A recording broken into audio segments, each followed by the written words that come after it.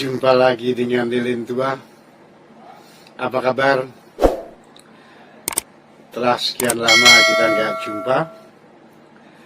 Hari ini atas permintaan dari salah seorang follower, penggemar,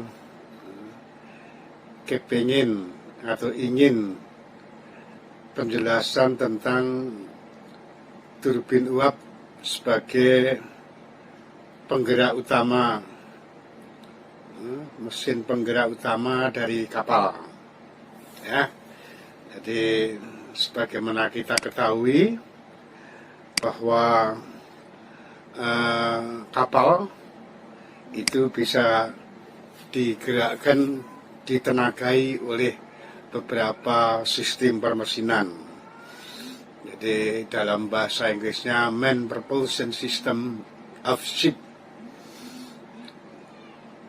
Barangkali pada saat saya menyampaikan penjelasan tentang permesinan dasar, ini pernah saya sampaikan, tapi tidak apa. Hari ini saya mencoba mengulang kembali. Dan ini memang saya peruntukkan terutama untuk kadet yang mau prola, para perwira remaja atau para taruna yang akan diwisuda, agar bisa memahami apa yang akan saya sampaikan ini. Siapa tahu Anda nanti bekerja di atas kapal yang mesin penggerak utamanya turbin uap.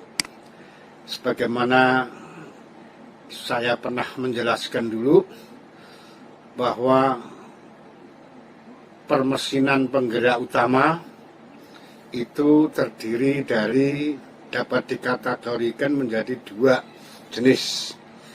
Jenis penggerak utama berupa mesin, dalam bahasa Inggrisnya tekniknya disebut gear driven, dan yang kedua penggerak utama yang digerakkan oleh elektromotor, ya. Jadi ada gear driven, ada electric driven. Sehingga nanti jangan kaget kalau Anda di electric driven, Anda tidak menjumpai mesin. Apakah di situ mesin diesel, apakah di situ mesin turbin, tidak. Tapi Anda jumpai nanti di gear driven. Nah, kita ulangi lagi bahwa untuk gear driven itu terdiri atau dapat dikategorikan lagi menjadi dua macam, yaitu internal combustion engine dan external combustion engine. Dengan internal combustion engine berarti mesin tidak memerlukan tenaga dari luar untuk bisa beroperasi. Karena begitu sudah di start, maka di dalam proses beroperasinya itu sendiri menghasilkan tenaga yang bisa melanjutkan pengoperasian diri sendirinya. Sementara untuk external combustion engine itu tidak bisa. Dia baru bisa beroperasi apabila dibantu, dipacu oleh tenaga yang dari luar. Ya, oke. Untuk internal combustion engine sendiri, barangkali ada yang masih ingat, tapi yang baru mulai bisa diingat dan bisa dipahami. Ada tiga macam atau ada dua jenis, yaitu jenis mesin diesel dan jenis turbin gas atau gas turbine. Nah, jadi ngomong turbin tapi akan berbeda. Kalau gas turbin itu benar internal combustion engine, apalagi diesel engine. Diesel engine dalam proses pembakarannya menghasilkan tenaga yang bisa dipakai untuk mengoperasikan dirinya sendiri. Di diesel engine kita menemui dua macam yang semua barangkali sudah tahu, di kampus juga mesti sudah diajarkan, yaitu diesel engine yang 2 tak dan diesel engine yang 4 tak. 2-stroke diesel engine and 4-stroke diesel engine. Ya, 2-stroke diesel engine berarti setiap 2 langkah 1 door, 1 door. Nah, 2 langkah 1 tenaga, atau 1 putaran 1 tenaga. Sementara kalau yang 4 stroke tuh 2 3 door, tuh 2 3 door, 4 langkah baru ada 1 tenaga. Nanti kita akan jelaskan lagi untuk setiap itunya, ya. Sementara untuk gas turbin, barangkali Anda sedikit sudah memahami. Di sana ada 3 ruang: ruang kompresi, ruang pembakaran, dan ruang turbinnya itu sendiri. Nah, kompresi mengisap udara, kemudian dikompresikan dengan tekanan tinggi, menghasilkan suhu yang tinggi, masuk ke ruang pembakaran, kemudian disemprotkan bahan bakarnya. Jadilah tenaga panas yang dirubah menjadi tenaga kecepatan pada turbin. Turbinnya berputar, menghasilkan tenaga. Nah, tenaga ini bisa dipakai untuk memutar dia kembali. Sebagian yang satu lagi untuk membuat hasil tenaga keluar. Oke. Sementara yang external combustion engine itu kita kenal yang namanya mesin uap torak reciprocating engine. Beruntung Anda sekarang sudah nggak nemuin mesin ini. Saya masih sempat nemuin mesin ini pada saat saya masih kadet, saya praktek di kapalnya Tricora Lloyd yang dijual ke Jakarta Lloyd, ya, namanya kapal uap Jayawidya. Nah, kapal uap Jayawidya, mesin induknya adalah mesin uap torak persis yang dimiliki oleh Titanic, tipe triple ekspansi dengan bantuan turbin turbo power box-nya, ya. Sementara yang satu lagi adalah steam turbin. Steam turbin ini pada umumnya dipakai di kapal-kapal tanker karena pemikiran bahwa turbin lebih aman dibandingkan dengan dengan mesin diesel ataupun mesin-mesin lain untuk pengangkutan muatan yang mudah terbakar, mudah meledak, maka dipertimbangkan steam turbin ini yang lebih aman. Namun di dalam perkembangannya nanti, perkembangan ekonomis, mungkin turbin akan terdesak lagi oleh yang nanti pada pertemuan saya berikutnya, pada temuan kita selanjutnya, kita akan ngomong tentang jenis-jenis propulsion yang lebih hemat, yang lebih mudah perawatannya, yang lebih ekonomis. Ya, sementara ini sesuai dengan pertanyaan, saya nanti akan ngomong tentang steam turbin sebagai penggerak utama. Sementara electric driven, Anda akan jumpai nanti adalah bahwa propeller diputar oleh elektromotor. Elektromotornya bisa jadi AC, bisa jadi DC, ya. Demikian juga nanti kesononya kalau AC pasti itu bisa GPP ataupun FPP. Tapi kalau masih GPP, kalau DC bisa GPP, bisa FPP, fixed pitch propeller, ya. Atau GPP, controllable pitch propeller. Oke, dari segini ini, dari yang Anda lihat ini, sesuai dengan permintaan, saya akan menjelaskan posisi turbin uap sebagai permesinan penggerak utama. Pada bagian ini, pada part 1 ini, jadi saya anggap part 1, Nanti saya akan melangkah ke part 2 setelah ini.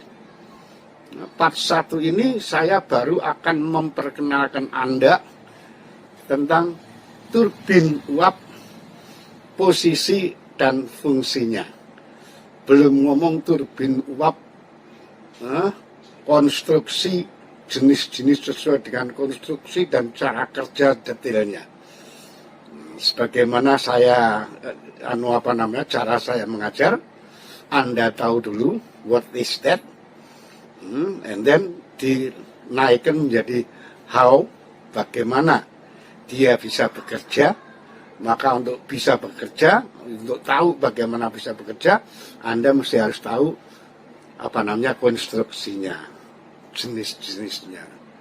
Ya, kemudian kalau nanti masih ada pertanyaan yang bersifat permasalahan, kita meningkat pada manajemen level, yaitu why, mengapa turbinku rewel, dan sebagainya.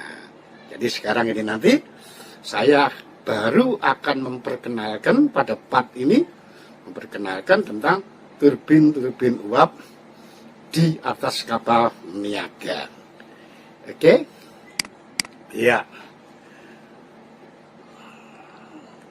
Kalau kita ngomong kapal niaga, bisa jadi kapalmu general cargo. Bisa jadi kapalmu kapal tanker, yang pada umumnya yang akan saya sampaikan nanti khusus untuk LNG carrier, gas carrier. Nah, yang Anda lihat ini adalah arrangement of steam turbine installation di kapal general cargo.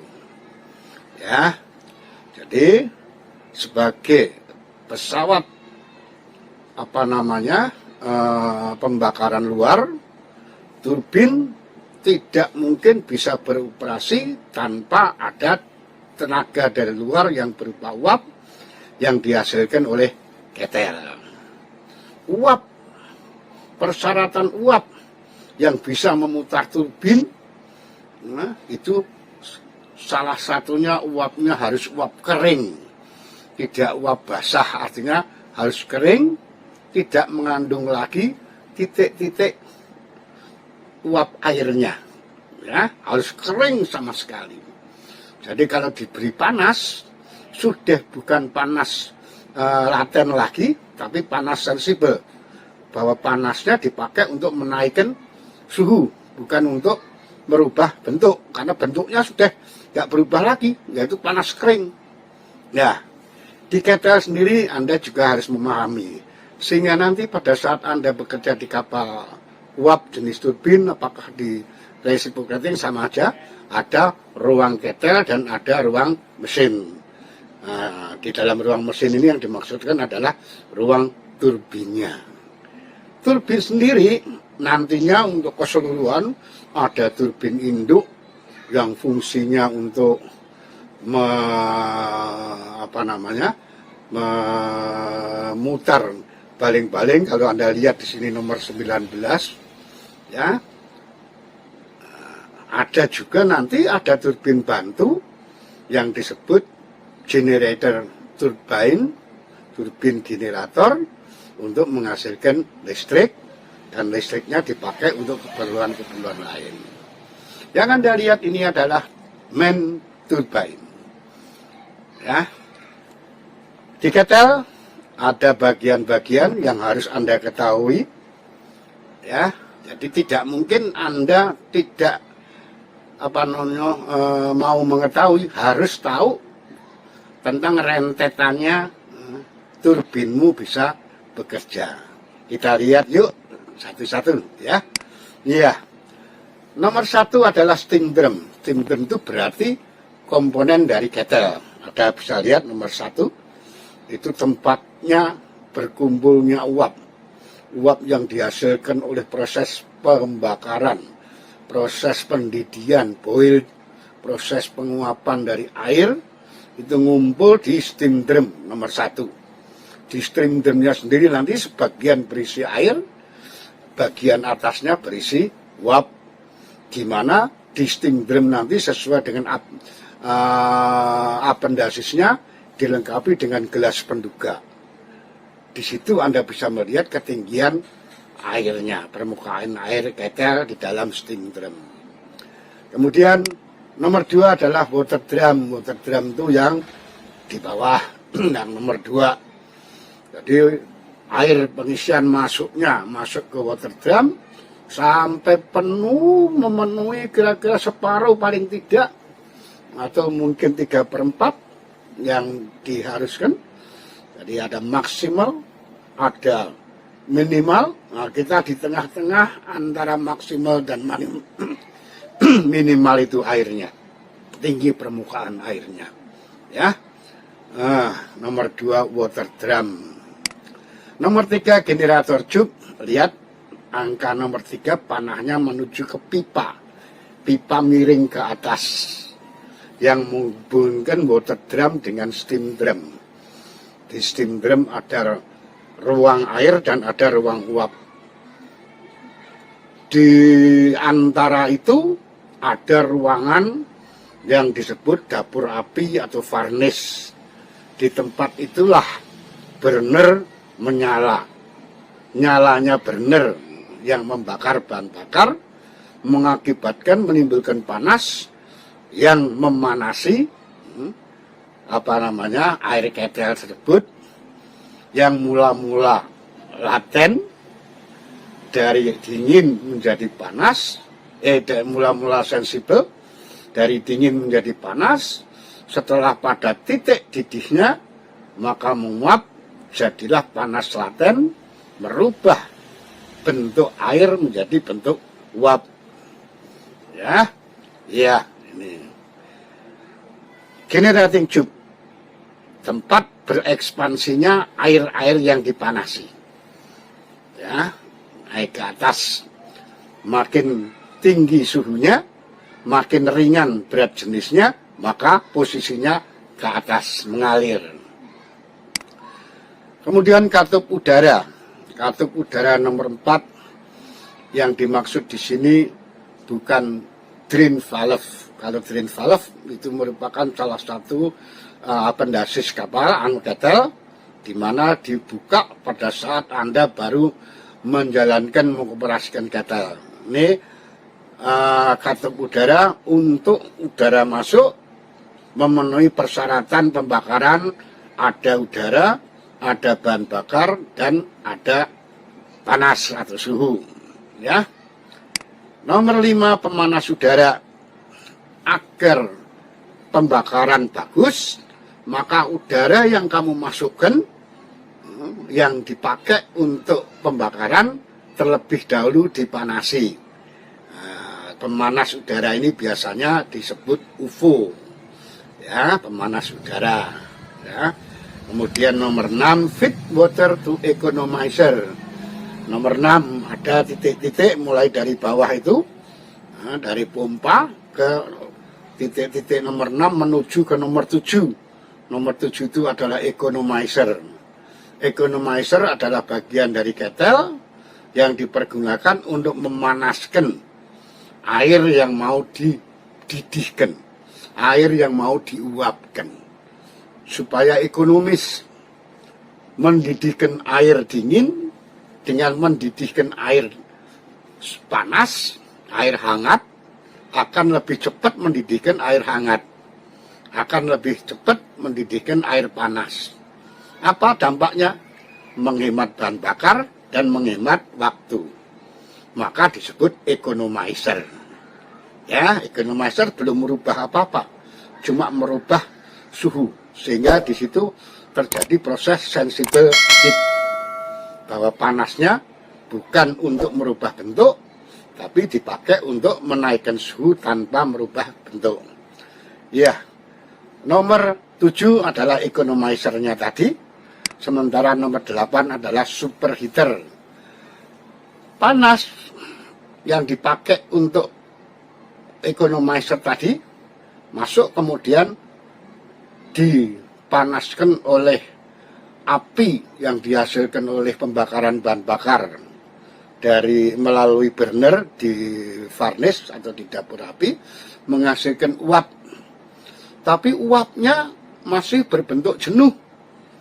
artinya masih mempunyai mengandung titik-titik air, mengandung titik-titik uap air. Dan ini belum memenuhi persyaratan bisa dipakai untuk memutar turbin. Oleh karena itu, uap jenuh ini, saturated steam ini perlu dipanas lanjutin ya, di superheater. Ya, di sini kebetulan ada 2 superheater, yang satu di tengah-tengah, yang satu yang paling bawah. Ya, lebih panas mana? Yang paling bawah atau yang tengah-tengah? Karena yang menyentuh api pertama adalah yang tengah-tengah, yang paling bawah, maka superheater yang terakhir adalah superheater yang paling bawah. Ya, keluar dari superheater yang paling bawah, uapnya sudah benar-benar uap kering. Dari sini menuju ke main water tube, atau itu bukan menuju. Dari situ tadi menujunya nanti ke turbin. Sementara kita masih metani bagian-bagian dari kettle. Main water tube itu adalah termasuk generating tube tadi yang membawa mengakibatkan berekspansinya air dingin menjadi air panas ke atas, kemudian mengalami proses pendidih, boiling. Dan nomor 10 adalah uap kering tadi dipergunakan untuk memutar turbin tekanan tinggi untuk turbin maju. HP turbine ahead, itu artinya turbin maju tekanan tinggi. High pressure turbine ahead.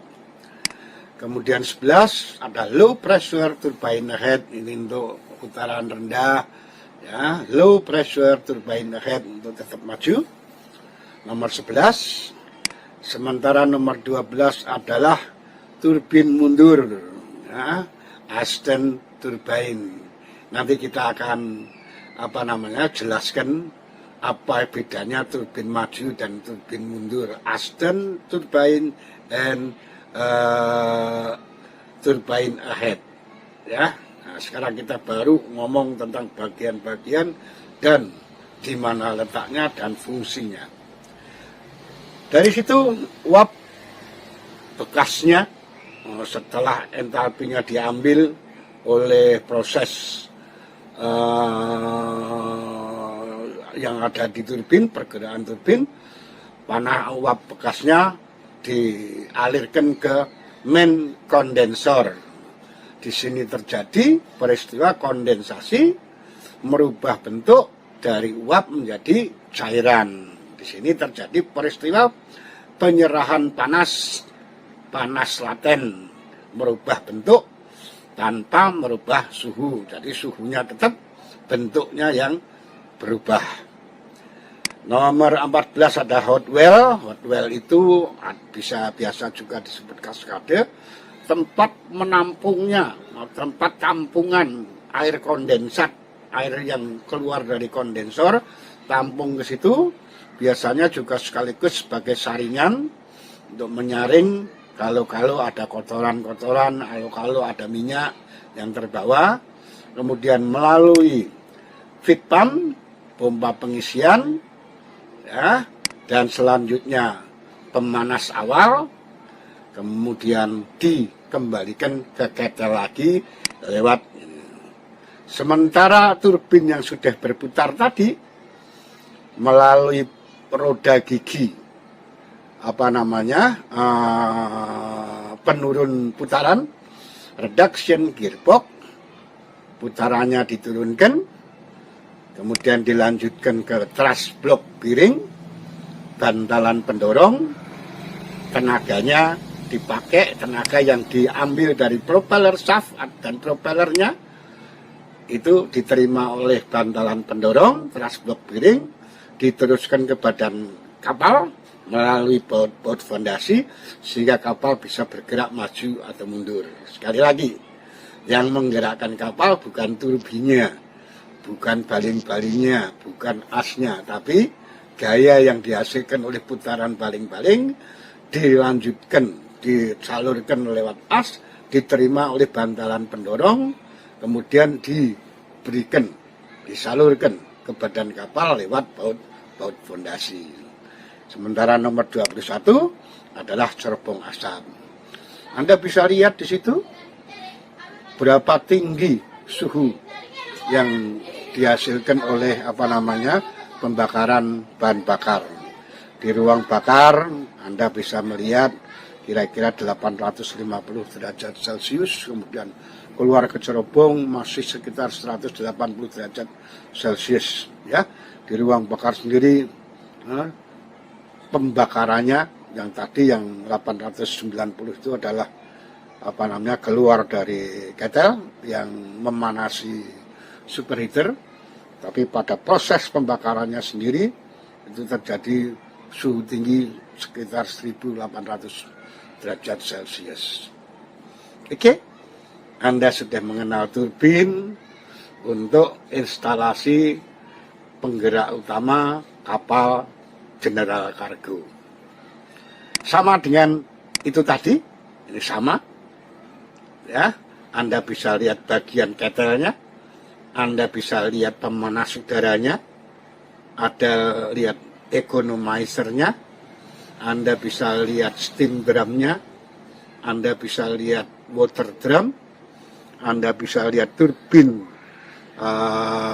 tekanan tinggi maju, ada turbin tekanan rendah maju, ada turbin mundur, ada main kondensor, ada hot well, ada feed pump, ada preheater, kembali ke economizer.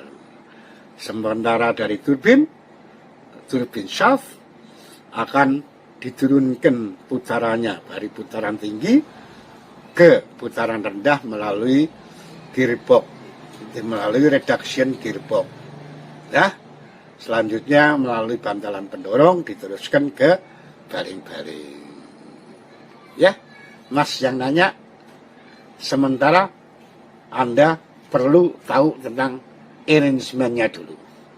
Setelah ini, next meeting, ya, next discussion, next explanation adalah tentang konstruksi jenis-jenis turbin dan cara kerjanya. Ya, jadi tahu dulu tempatnya turbin itu di mana, untuk apa, bagaimana dia bisa kerja, urut-urutannya setelah turbin apa, sebelum turbin apa, harus tahu, ya, pakemnya. Ya. Kemudian khusus untuk kapal-kapal LNG, di mana untuk kapal-kapal LNG itu punya permasalahan. Permasalahannya adalah muatan LNG bagaimanapun rapatnya tangki muatan, kedapnya isolasi, tetap masih terjadi adanya penguapan. Penguapan yang kalau tidak dimanage secara benar akan makin menambah tekanan yang bila ini dilanjutkan bisa terjadi ledakan. Oleh karena itu, tekanan atau penguapan yang terjadi harus disikapi secara benar. Ada 3 cara penyikapan terhadap terjadinya penguapan dari LNG, cair menjadi gas yang disebut boil off gas. Bravo, Oscar, Golf, BUG. BUG ini harus disikapi dengan 3 cara. Pertama, dibakar.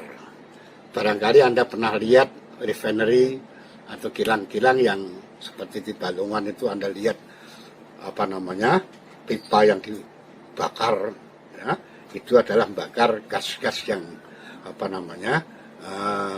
tersisa atau gas yang harus dilepaskan. Nah, ini juga gitu. Tapi ya tidak lucu, wong kapal kok keluar api. Maka yang dibakar ini tidak dipakai. Yang kedua adalah dicairkan kembali, ya, sehingga nanti setelah cair dikembalikan ke cargo tank, ke tangkinya lagi. Untuk ini, proses ini di samping peralatannya mahal dan rumit, prosesnya pun juga rumit. Harus mendinginkan, mencairkan ini pada suhu minus 160 derajat Celcius, ya, dengan sistem pendinginan menggunakan refrigeran nitrogen. Nah, saya sudah membuat buku tentang spesial pendinginan di kapal gas carrier, ya. Tapi ya cukup Anda pakai ini saja.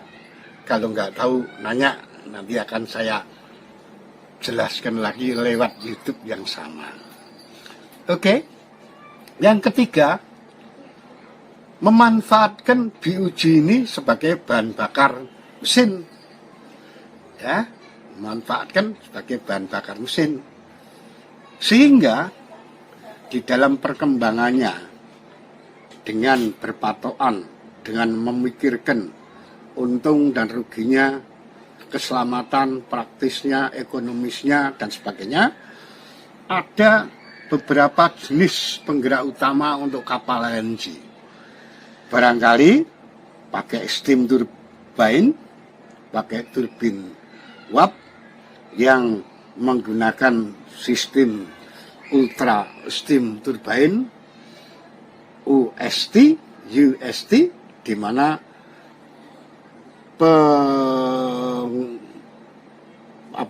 pergerakan turbin menggunakan uap bekas yang di-reheaterkan lagi. Kemudian steam turbine and gas engine yang nanti akan kita temui. Kemudian 4-stroke dual fuel engine, ya, yang disebut DEDF. DFDE itu singkatan dari dual fuel. Jadi dieselnya bisa menggunakan dua jenis bahan bakar. Pada saat manuver menggunakan bahan bakar cair, pada saat sea speed menggunakan bahan bakar gas. Sementara DFDD ini sendiri fungsi pokoknya sebetulnya untuk menghasilkan listrik. Jadi nanti akan kita jumpai semuanya. Mudah-mudahan kena. 2-stroke dual fuel engine. Kalau 4-stroke mudah dipahami. Nah, sekarang sudah mulai 2-stroke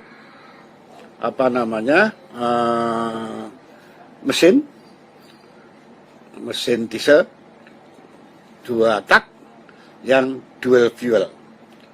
Kemudian kombinasi turbin gas elektrik dan steam system. Dan selanjutnya dengan mendinginkan, mencairkan kembali, kita nanti akan ketemu dengan 2-stroke diesel engine. Ya, salah satu dari ini kita perlu ketahui, sehingga paling tidak kalau ada perkembangan baru, Anda tidak gelagapan, sebab cangkrangannya sudah ada, pakemnya sudah ada, tinggal mengembangkan. Oke, ya. Baik, ini adalah salah satu arrangement turbin uap digunakan sebagai penggerak utama kapal LNG, di mana tadi sudah kita singgung bahwa masalah utama dari kapal pengangkut LNG adalah BUG-nya, ya, boil off gas, yang terjadi selalu terjadi, walaupun tangkinya, walaupun tempatnya, kubahnya dibuat sedemikian ketatnya dengan isolasi yang bagus, tapi tetap akan menguap secara natural menjadi BUG, dan kemudian sebagai pilihan tadi di antara tiga dibakar, dicairkan kembali, salah satunya dipakai untuk pemakaian bahan bakar, dipakai untuk menjalankan mesin. Di sini Anda lihat, mulai dari ketelnya pun sudah menggunakan dual fuel, jadi bisa menggunakan bahan bakar cair, HFO, heavy fuel oil, bisa menggunakan gas dari BUG yang sudah dikompreskan. Ya, nah, ini sementara di sini kita belum jumpai, di sistem ini belum kita jumpai adanya dual fuel diesel. Nah, di sini kita jumpai mesin diesel biasa, generator biasa yang menghasilkan listrik, tapi uap yang dihasilkan oleh main boiler sudah bisa dipakai karena uapnya tinggi, tekanannya, ya, dengan tekanan tinggi bisa 60 bar, 70 bar, dengan suhu 500 derajat Celciusan, dia sudah cukup kering untuk bisa memutar baik turbin tekanan tinggi maupun turbin tekanan rendah. Di samping itu bisa dithrottle untuk menjalankan turbin sekunder, dalam hal ini adalah turbin penggerak generator atau genset.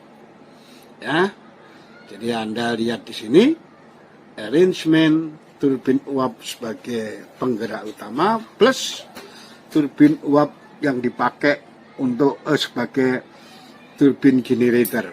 Ya, di samping ada persyaratan generator darurat atau generator cadangan, yaitu diesel. Ya, baik. Selanjutnya, ini merupakan gabungan steam turbine dan gas engine di LNG. Sebagaimana tadi sudah kita singgung, dari cargo tank ini kita mendapatkan BUG. BUG setelah dikompresikan dipakai untuk dual fuel generator, dual fuel mesin, yaitu DFDE, diesel fuel, diesel elektrik. Nah, jadi menghasilkan elektrik, di mana listriknya ini nanti dipakai untuk muter elektromotornya propeller penggerak utama. Ada dua propeller di sini, propeller kiri dan propeller kanan, di mana satu propellernya digerakkan oleh listrik, sementara propeller satunya digerakkan oleh turbin. Nah, turbinnya digerakkan oleh uap yang dihasilkan oleh ketel khusus yang disebut ketel reheating, high efficiency reheat, UST. UST itu ultra steam turbine. Nanti kita bisa memperdalam bentuk, konstruksi dan cara kerja UST ini. Ya, jadi inilah barangkali untuk yang bertanya kepada saya tentang turbin uap yang dipakai sebagai penggerak utama kapal. Dan untuk pertemuan berikutnya kita ngomong tentang spesial konstruksi turbinnya. Turbin ada berapa macam ditinjau dari tekanannya, turbin berapa macam ditinjau dari ininya dan sebagainya, dan bagaimana cara kerjanya, bagaimana perhitungannya banyak, ya. Nah, sekarang Anda mindsetnya harus tahu dulu. Turbin itu adanya di sana. Ada turbin maju, ada turbin mundur. Ada turbin tekanan tinggi, ada turbin tekanan rendah. Ada turbin induk untuk menggerakkan propeller, ada turbin bantu atau turbin generator untuk sebagai genset. Jadi genset itu adalah singkatan dari generator satu set dengan penggeraknya. Penggeraknya itu bisa diesel, bisa bensin, bisa turbin. Ini adalah genset turbin. Ya, oke Mas, para kadet, mudah-mudahan Anda sudah mulai kembali. Untuk yang baru datang ke kampus, ikutilah selalu YouTube Lilin Tua. Dari mulai buka video-video saya yang awal sampai saat ini. Buka pelan-pelan, pelajari penuh, nggak tahu nanya. Ya, kepada Bapak instruktur, terima kasih juga atas perhatiannya. Bila Bapak-bapak juga ikut memperhatikan ini, dan saya sangat bahagia apabila materi ini bisa digunakan untuk para kadet-kadetnya. Ya, demikian, salam sehat dari Lilin Tua. Kita jumpa lagi pada penjelasan tentang turbin ditinjau dari konstruksi dan cara kerjanya. Salam sehat, salam dari Lilin Tua.